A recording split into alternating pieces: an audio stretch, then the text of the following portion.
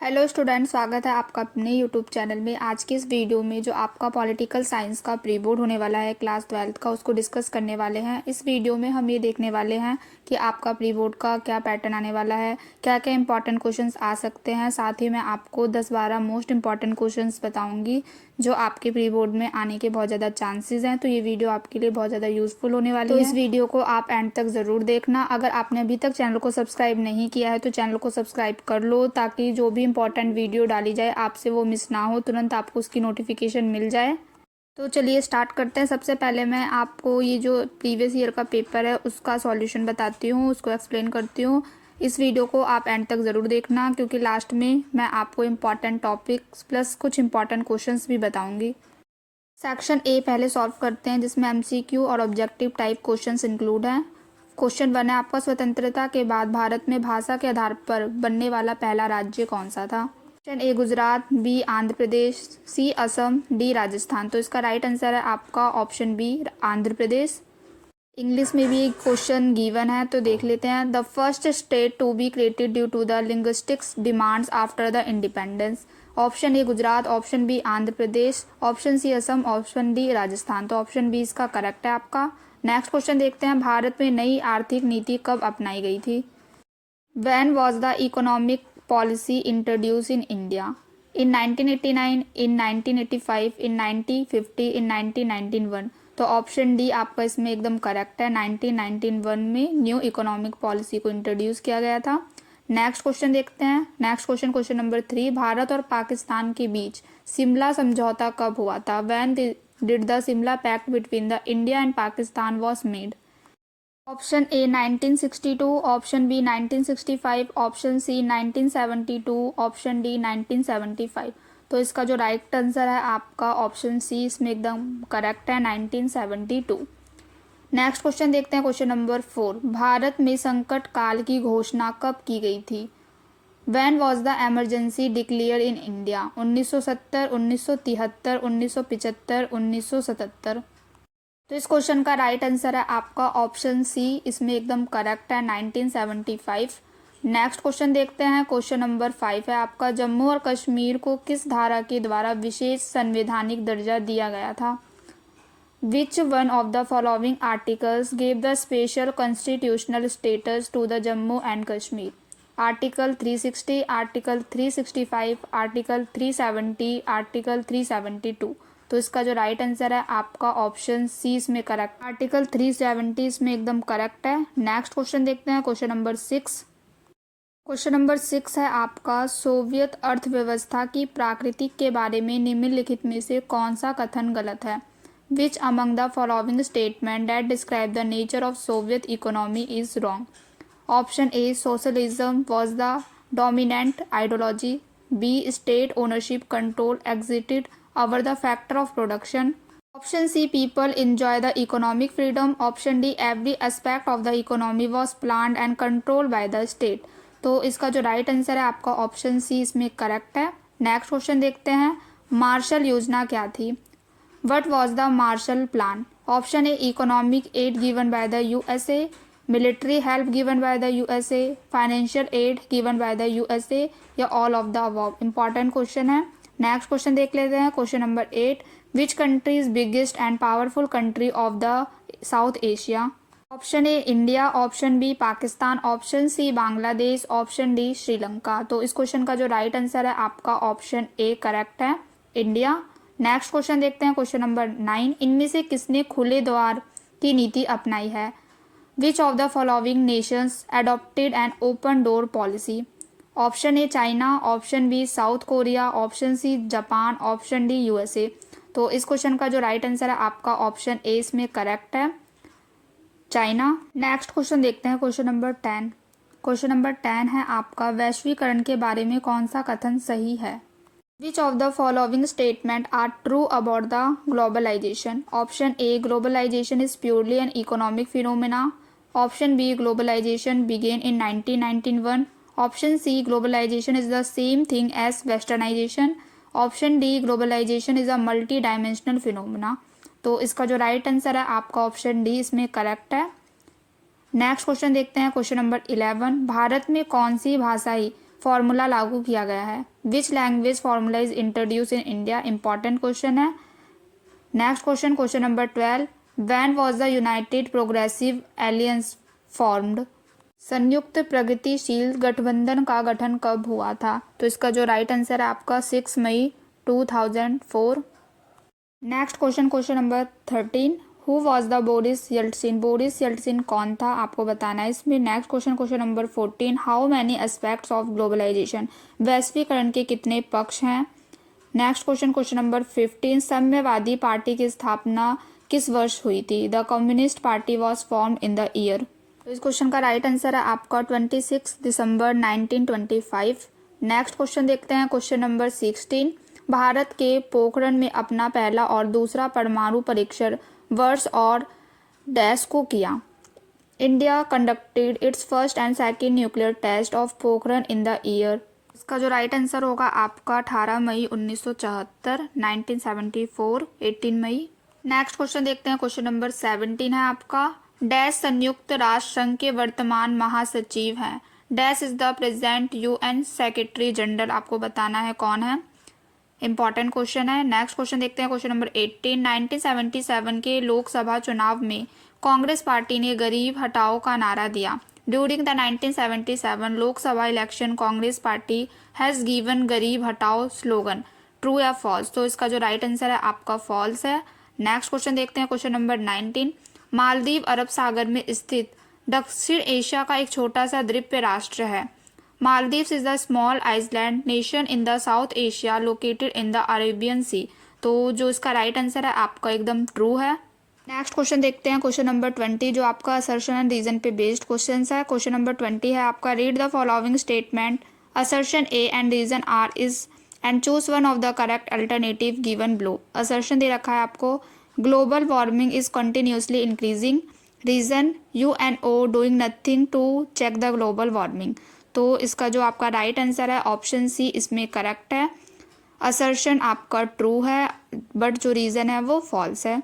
Option C इसका correct है। अब सेक्शन बी को सॉल्व करते हैं। सेक्शन बी में आपके very short answer type questions include हैं। क्वेश्चन नंबर 21 है आपका, describe any 3 objectives of development. विकास के किन्हीं 3 उद्देश्यों का वर्णन कीजिए। इंपॉर्टेंट क्वेश्चंस है, 3 ऑब्जेक्टिव्स बताने हैं आपको डेवलपमेंट के क्या क्या ऑब्जेक्टिव्स होते हैं। नेक्स्ट क्वेश्चन इसके और में दे रखा है, what do you understand by the socialist model of the development. विकास के समाजवादी मॉडल से आप क्या समझते हैं, आपको इसका आंसर बताना है। इंपॉर्टेंट क्वेश्चन है, ये दोनों ही क्वेश्चन बहुत ज़्यादा इंपॉर्टेंट है, अच्छे से पढ़ लेना इन दोनों क्वेश्चंस को। नेक्स्ट क्वेश्चन देखते हैं, क्वेश्चन नंबर 22, भारत और चीन के मध्य 2 मुख्य विवाद कौन से हैं? What are the 2 main disputes between the India and China. इसके और में एक और क्वेश्चन आया हुआ है, भारत द्वारा परमाणु शस्त्र बनाने 2 मुख्य कारण क्या थे? What are the 2 main reasons for India making nuclear weapons. Most important questions है, स्किप मत करना इसको, तो आप जरूर पढ़ कर जाना।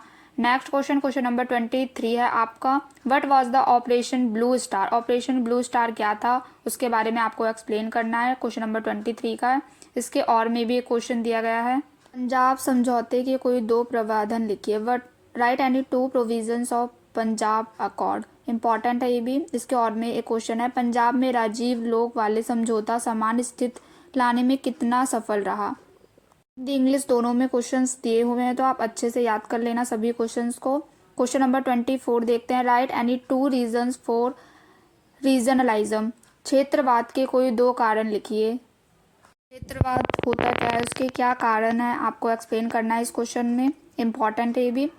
नेक्स्ट क्वेश्चन 25 है, write any 2 advantages of unipolar system का 2 एडवांटेजेस लिखना है आपको। Next question number 26, write any 2 objectives of SAARC. SAARC के कोई 2 उद्देश्य बताने हैं आपको। इंपॉर्टेंट क्वेश्चन है भी। क्वेश्चन नंबर 27, संयुक्त राष्ट्र संघ के कोई उद्देश्य बताइए। State any objectives of the United Nations. UN means United Nations के क्या क्या ऑब्जेक्टिव्स होते हैं आपको इसमें बताना है। इंपॉर्टेंट है ये भी। क्वेश्चन नंबर 28, ग्लोबल वार्मिंग क्या होता है, आपको एक्सप्लेन करना है what is global warming. Next question देखते हैं सेक्शन सी में जो इंक्लूड किए गए हैं, शॉर्ट आंसर टाइप क्वेश्चंस हैं। Question number 29, why are the political parties essential for a democratic state. एक प्रजातंत्र राज्य के लिए राजनीतिक दल क्यों अनिवार्य है, आपको एक्सप्लेन करना है। इंपॉर्टेंट क्वेश्चन है। नेक्स्ट क्वेश्चन देखते हैं, इसके और में भी आया एक क्वेश्चन, भारत में एक दल की प्रधानता के कोई 3 कारण लिखिए। Right any 3 reasons for the dominance of one party in India. क्या रीजंस है आपको एक्सप्लेन करना है, इंपॉर्टेंट है, आप कर लेना इस क्वेश्चन को भी। Next question, question number 30, why was the 1960 century call the dangerous. सन 1960 के दशक को खतरनाक क्यों कहा जाता है। एक और क्वेश्चन इसके और में है, What does the syndactic mean in the context of the Congress Party of the 1960 century? Next question देखते हैं, क्वेश्चन नंबर 31, गुजरात नव निर्माण आंदोलन का संक्षिप्त में वर्णन करिए। ब्रीफली डिस्क्राइब द गुजरात नव निर्माण मूवमेंट। इसके और में भी एक क्वेश्चन आया है, इंपॉर्टेंट क्वेश्चन है बहुत ज़्यादा ये। 1977 के लोकसभा चुनाव में कांग्रेस पार्टी के हार के किन्हीं 3 कारणों का वर्णन कीजिए। Describe any the 3 reasons for the defeat of the Congress Party in the 1977 Lok Sabha election. Next question, question number 32, Bharat में गठबंधन सरकार उत्पत्ति के लिए उत्तरदायी किन्हीं 3 कारणों का वर्णन कीजिए। Describe any 3 reasons responsible for the emergency of the collisions government. Important question है, मोस्ट इंपॉर्टेंट क्वेश्चन है, इसको आप अच्छे से कर जाना। Next question, question number 33, Soviet संघ के विघटन के विश्व राजनीतिक पर पड़ने वाले कोई 3 प्रभाव के बारे में आपको बताना है। Write any 3 fact of disintegration of the Soviet union on the world politics. ये दोनों क्वेश्चन बहुत ज़्यादा इंपॉर्टेंट है, क्वेश्चन नंबर 32 और 33। Next question, question number 34, right any 3 objectives of ASEAN के 3 उद्देश्य क्या क्या हैं, आपको एक्सप्लेन करना है, इंपॉर्टेंट क्वेश्चन है। Objectives of United Nations, objective of globalization, इनसे रिलेटेड क्वेश्चंस भी कई बार पेपर में आए हुए हैं, तो आप इन सबको भी अच्छे से पढ़ कर जाना। नेक्स्ट क्वेश्चन देख लेते हैं, क्वेश्चन नंबर 35। क्वेश्चन नंबर 35 है आपका, पर्यावरण प्रदूषण के कोई 3 कारण बताइए। Right any 3 causes of environmental pollution के क्या क्या कारण हैं, आपको एक्सप्लेन करना है। इंपॉर्टेंट क्वेश्चन है और बहुत ईजी क्वेश्चन है, तो कर लेना याद इस क्वेश्चन को भी। नेक्स्ट क्वेश्चन दे रखा है आपको, right the short note on the global poverty. वैश्विक गरीबी पर टिप्पणी लिखिए, इंपॉर्टेंट क्वेश्चन है, क्वेश्चन नंबर 30 भी और 35 भी। सेक्शन डी देखते हैं, जिसमें ऐसे टाइप क्वेश्चंस इंक्लूड किए गए हैं, लॉन्ग आंसर टाइप क्वेश्चंस। 37 है आपका, राष्ट्र निर्माण के मुख्य तत्व कौन से हैं, एक्सप्लेन करना है आपको। What are the main elements of the nation building. ये वाला क्वेश्चन कई बार प्रीवियस ईयर पेपर में आया हुआ है, तो आप इसको अच्छे से पढ़कर जाना। इसके और में भी क्वेश्चन आया हुआ है, राष्ट्र निर्माण के मार्ग में आने वाली मुख्य बाधाएं का वर्णन कीजिए। Describe the main obstacles coming in the way of nation building. Next question, question number 38, Bharat चीन संबंधों की व्याख्या कीजिए। Explain India China relationship. इसके और में भी क्वेश्चन दे रखा है, भारत की विदेशी नीति के निर्धारक तत्वों का वर्णन करें। Describe the determining factor of India's foreign policy. Next question, question number 39, most important question है, प्री बोर्ड में आने के बहुत ज़्यादा चांसेस है इस क्वेश्चन के, तो आप स्किप मत करना इन दोनों क्वेश्चंस को। 39 और 40 को जरूर कर जाना ये question. Give the arguments in the favour of India's claim for the permanent membership in the security council of the United nation. के और में भी क्वेश्चन दिया गया है, अंतर्राष्ट्रीय संगठन के रूप में संयुक्त राष्ट्र संघ क्यों आवश्यक है, कारण बताइए। Why is the United Nation necessary as the international organization, give reason. Next question, question number 40, do you agree with the argument that the cultural diversity is increasing due to the globalization. क्या आप इस तर्क से सहमत हैं कि वैश्वीकरण से सांस्कृतिक विभिन्नता बढ़ रही है, आपको एक्सप्लेन करना, इंपॉर्टेंट क्वेश्चन है। Meaning of globalization, causes of globalization, इनसे रिलेटेड क्वेश्चंस भी आ जाते हैं, तो पढ़कर जाना। इसके और में भी एक क्वेश्चन आया गया है, आर्ग्यूमेंट अगेंस्ट द ग्लोबलाइजेशन, और एक और क्वेश्चन है, do you agree with the argument that the globalization leads to cultural homogenization. सभी क्वेश्चंस बहुत ज़्यादा इंपॉर्टेंट है, एग्ज़ाम से पहले इन सभी क्वेश्चंस को ज़रूर रिवाइज कर लेना अपने प्री बोर्ड के लिए। चलिए अब मैं आपको 10-12 मोस्ट इंपॉर्टेंट क्वेश्चंस बता देती हूँ, जो आपको ज़रूर पढ़कर जाना है, बिल्कुल भी स्किप नहीं करना है। मोस्ट इंपॉर्टेंट क्वेश्चंस हैं, क्योंकि प्री बोर्ड में आने के बहुत ज़्यादा चांसेस हैं, तो ज़रूर कर लेना इन सभी क्वेश्चन को। चलिए देखते हैं। फर्स्ट क्वेश्चन है आपका, what is the role of European Union in the world politics. Question में आपको एक्सप्लेन करना है ईयू का क्या रोल होता है वर्ल्ड पॉलिटिक्स में, यूरोपियन यूनियन का। नेक्स्ट क्वेश्चन देखते हैं, question number 2, do you agree with the argument that the globalization promote the cultural symmetry. ये वाला क्वेश्चन आपसे 3 मार्क्स में भी पूछा जा सकता है और लॉन्ग आंसर टाइप क्वेश्चन में भी आ सकता है, तो अच्छे से याद कर लेना इस क्वेश्चन को। नेक्स्ट क्वेश्चन देखते हैं, क्वेश्चन नंबर 3। क्वेश्चन नंबर 3 है आपका arguments in the favour of democratisation of the security council. ये भी इम्पॉर्टेंट है। क्वेश्चन नंबर 4 देखते हैं, explain the 2 main reason for the develop nuclear weapons. इस पेपर में भी आया हुआ था, जो अभी मैंने आपको एक्सप्लेन किया। इंपॉर्टेंट क्वेश्चन है, तो स्किप मत करना इस क्वेश्चन को। नेक्स्ट देखते हैं question number 5, what is the mixed economy. Mixed economy क्या होती है, कैपिटलिस्ट इकोनॉमी क्या होती है, इनसे रिलेटेड क्वेश्चंस आ जाते हैं, तो आप इन सबको अच्छे से याद करके जाना। नेक्स्ट क्वेश्चन नंबर 6 है आपका, what is the green revolution. Green revolution, हरित क्रांति क्या होती है, आपको बताना है। इंपॉर्टेंट क्वेश्चन है ये, इसको भी आप अच्छे से याद कर लेना। क्वेश्चन नंबर 7 है आपका, write the 2 reasons importing emergency by the government in 1975। क्या रीजन्स थे एमरजेंसी इम्पोर्ट लागू करने की गवर्नमेंट के द्वारा इन 1975 में। इम्पॉर्टेंट क्वेश्चन है, इस पेपर में भी आया हुआ था, जो मैंने आपको एक्सप्लेन किया, तो कर लेना इस क्वेश्चन को भी। Next question number 8, what is the human security. Human security क्या होती है, आपको एक्सप्लेन करना है इस टर्म को। इम्पॉर्टेंट है ये वाला क्वेश्चन भी। Next question number 9, right the brief article on the world common property. Most important question, 5 marks में ये क्वेश्चन आ सकता है, तो अच्छे से पढ़ लेना इस क्वेश्चन को। क्वेश्चन नंबर 10 है आपका, name the 3 ways to protect the environment. क्या क्या वेज होते हैं, कैसे आप प्रोटेक्ट कर सकते हो इन्वायरमेंट को, एक्सप्लेन करना है। और एक क्वेश्चन और भी आ जाता है, causes of the pollution of the environment pollution के क्या क्या कारण होते हैं, वो एक्सप्लेन करो। कैसे आप इन्वायरमेंट को प्रोटेक्ट कर सकते हो, इनसे रिलेटेड क्वेश्चंस आ जाते हैं, तो आप पढ़ कर जाना। Next question number 11, explain the culture homogenisation and culture heterogenisation. Question number 11 से रिलेटेड कभी इनकी मीनिंग भी पूछ लेते हैं और डिफरेंस भी पूछ लेते हैं, तो आप इसको भी अच्छे से याद कर लेना। Question number 12, what is the role of United Nations organization. का क्या रोल है, क्या ऑब्जेक्टिव्स हैं, आ जाता है ये क्वेश्चन, पढ़ लेना। Question number 13, explain the main causes of the globalisation.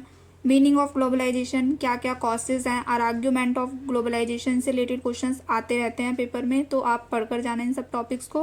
एक बार मैं आपको इसकी PDF दिखा देती हूँ, इसमें जो जो क्वेश्चंस इंक्लूड हैं, इसको आपको बिल्कुल भी स्किप नहीं करना है, सब अच्छे से याद कर जाना है आपको। अगर आपको इसकी PDF चाहिए तो आप टेलीग्राम लिंक ज्वाइन कर सकते हो, वहाँ पर आपको फ्री स्टडी मटेरियल प्रोवाइड किए जाते हैं। लिंक आपको डिस्क्रिप्शन बॉक्स में दिया गया है, तो आप ज्वाइन कर सकते हो वहाँ से। और हाँ, अगर आपने अभी तक चैनल को सब्सक्राइब नहीं किया है तो चैनल को सब्सक्राइब कर लो। इस वीडियो को अपने फ्रेंड्स के साथ भी ज़रूर शेयर करना। नेक्स्ट वीडियो आपको किस टॉपिक पे चाहिए कमेंट करके ज़रूर बताना। मिलते हैं नेक्स्ट वीडियो में। Thanks for watching.